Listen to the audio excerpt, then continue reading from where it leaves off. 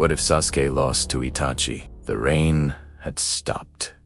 Lightning still flickered across the dark sky above the Uchiha hideout, illuminating two brothers locked in their final battle. Sasuke's Chidori crackled with violent energy while Itachi Susanoo towered above him, a spectral warrior born from hatred and sorrow. This was the moment Sasuke had lived for. Everything. His training with Orochimaru, his acquisition of the Cursed Mark, his abandonment of Team 7 had led to this confrontation. Revenge was within his grasp, but fate had other plans.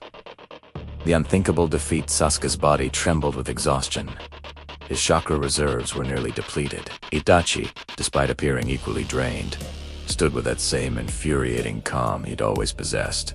The gap between them hadn't closed. If anything, it had widened. "You're still too weak, little brother," Itachi said, his Mangekyo Sharingan spinning slowly.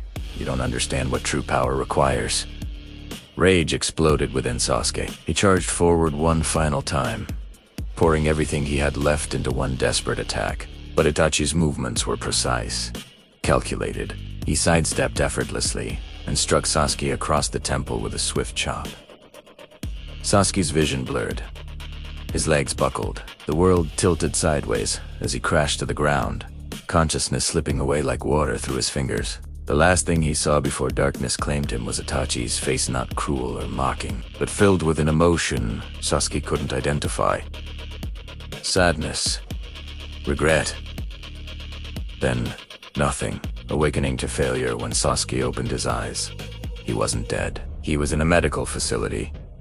The Hidden Leaf Village Hospital. Sunlight streamed through the window, painfully bright. His entire body ached, but the physical pain was nothing compared to the crushing weight in his chest. Ayad Filade. Itachi had defeated him and ... spared him. Again, "You're awake." Kakashi's voice came from the corner of the room. His former sensei sat in a chair, reading one of his books, but his visible eye watched Sasuke carefully. "Why am I here?" Sasuke's voice was hoarse, barely recognizable. "Itachi brought you back," Kakashi said simply. "Left you at the village gates with a message.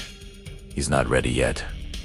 Humiliation burned through Sasuke like acid. Not ready. After everything he'd sacrificed, every bond he'd severed, every dark path he'd walked, he still wasn't ready. The thought was unbearable. "I need to leave," Sasuke said, trying to sit up. His body refused to cooperate. "You're not going anywhere for a while," Kakashi replied. "Your chakra network is severely damaged. The medical team says you pushed yourself beyond your limits. You'll need weeks of recovery, maybe months." Months. The word echoed in Sasuke's mind like a death sentence. The weight of truth days passed in agonizing slowness. Sasuke refused most visitors. Naruto tried to see him repeatedly, but Sasuke turned him away each time. He couldn't face his former teammate, not like T's, broken and defeated. But one visitor wouldn't be deterred. Tsunade the Fifth. Hokage entered his room without knocking. She pulled up a chair and sat down with the authority of someone who expected to be heard. "I'm going to tell you something that might destroy you," she said bluntly. "But you need to hear it. Itachi Uchiha has been working as a double agent for the Leaf Village since the night he massacred your clan." Sasuke's world shattered. Tsunade explained everything. The coup d'etat, planned by the Uchiha clan via Uchiha clan, Itachi's impossible mission from Danzo and the village elders. The choice between civil war and massacre. Itachi had chosen to bear the hatred of his entire clan, to become a villain in his brother's eyes, to preserve peace and protect Sasuke. "He's dying, Tsunade," continued. "A terminal illness. That's why he's been pushing you, testing you. He wanted you to be the one to end him, to become a hero for killing the traitor who destroyed your clan. That was always his plan." The information was too much. Sasuke's mind reeled, unable to process the magnitude of his misunderstanding. Everything he'd believed, everything he'd fought for, was built on a foundation of lies Itachi had crafted specifically to save him. "Get out," Sasuke whispered. Sasuke, get out. A different path. Recovery was slow, both physically and mentally. Sasuke found himself in an impossible position. His entire identity had been constructed around revenge, around surpassing and killing Itachi.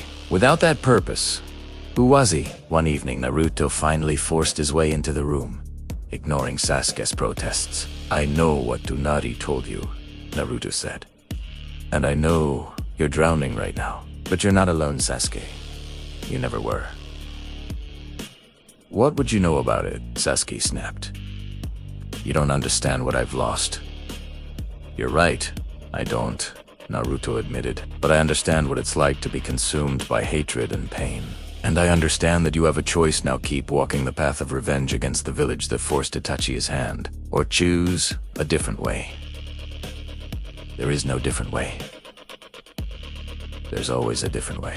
Naruto's voice rose with passion.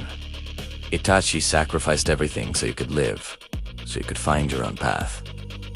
Are you really going to throw that away? The words hit harder than any jet. Sasuke turned away, unable to meet Naruto's eyes.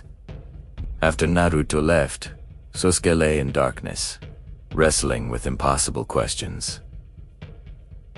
What did he owe Itachi? What did he owe the village? What did he owe himself? Choice. Weeks later, Sasuke stood before Tsunade's desk, physically recovered but emotionally unrecognizable from the revenge-obsessed young man who'd left the village years ago. I want to see him, Sasuke said. I want to see Itachi Tsunade. Studied him carefully. Why? Because I need answers, real ones, not second-hand information. I need to hear it from him. She nodded slowly. He's with the Akatsuki, working deep undercover. Getting to him won't be easy, and there's no guarantee he'll agree to meet with you. But double. Quote, she paused. I can arrange a location. A neutral ground. What happens there is between you and your brother. Thank you, Sasuke. Tsunade called as he turned to leave. Whatever happens, remember that revenge only breeds more revenge. Itachi understood that. Make sure you do too. Brothers. Finally, the meeting place was an abandoned shrine deep in fire country, far from prying eyes. Sasuke arrived at dawn, his heart pounding with anticipation and dread.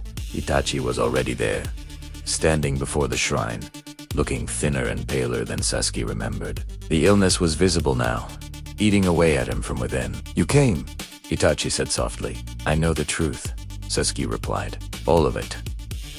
Itachi's expression remained neutral, but something flickered in his eyes. Relief. Perhaps. Or resignation. Then you understand why I did what I did. I understand what happened, Sasuke corrected. I don't understand why you made me hate you, why you couldn't trust me with the truth. Because you were a child, Itachi said. Because the burden I carried was mine alone. Because I wanted you to live free from the darkness of our clan's choices. By making me obsessed with killing you? Sasuke's voice cracked. By making revenge my only reason to live. That was my mistake. For the first time, Itachi's composure broke. I thought if you hated me enough, you'd grow strong enough to survive whatever came next. I thought you'd become the hero who avenged the Uchiha clan, but I underestimated how deeply that hatred would consume you. Silence fell between them, heavy with years of misunderstanding and pain. I don't know how to move forward, Sasuke admitted. I don't know who I am without revenge. Itachi took a step closer. Then discover it. The Sasuke I remember wanted to protect people, to make his family proud, to forge his own path. That person is still inside you, buried under years of hatred and manipulation. And what about you? Sasuke asked. What happens to you? I die, Itachi said simply. Soon.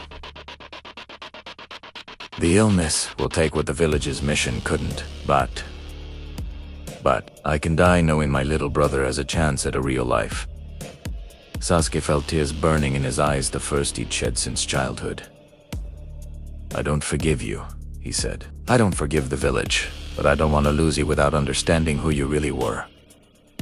Itachi smiled, and for a moment, he looked like the brother Sasuke remembered from before the massacre. That's enough, Itachi said. That's more than enough. Epilogue.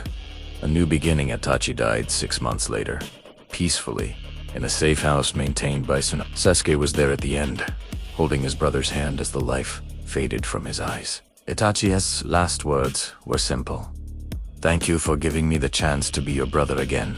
The loss was profound, but different from what Sasuke had imagined. It wasn't the victorious conclusion to his revenge quest. It was the death of someone he'd finally begun to understand and, perhaps, forgive. Sasuke returned to the Hidden Leaf village permanently. He didn't forget what the village elders had done, but he chose to honor Itachi's sacrifice by protecting the peace his brother had died to preserve. He rejoined Team 7, though the dynamics were forever changed by his years away and the truths he'd learned. Naruto welcomed him back with unrestrained joy.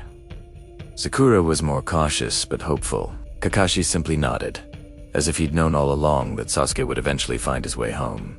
The path ahead wouldn't be easy. Sasuke carried scars, physical and emotional, that would never fully heal. The Uchiha legacy weighed heavily on him, a constant reminder of what his clan had lost and what Itachi had sacrificed. But for the first time since that terrible night when he was 7 years old, Sasuke felt something other than hatred driving him forward.